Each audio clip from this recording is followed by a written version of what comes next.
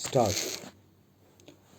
Dear Sir, my committee have considered your communication of the 12th instant, drawing attention to several matters relating to the denominational schools in your district.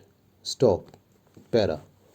The enlargement of the cross street schools received special consideration, and my committee are of the opinion that something should be done immediately in this direction. Stop.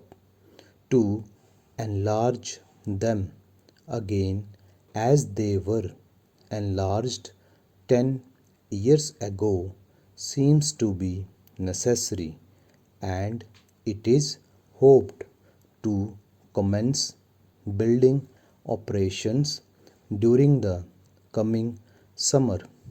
And to save time, my committee purpose giving the contract to the original builder of the schools.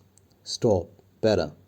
As the whole of the lighting of the schools requires overhauling, my committee have arranged for a report on the matter, and as the incandescence of the mantles in the offices here is very satisfactory, it is probable that similar incandescent lights will be fitted throughout. Stop. Para.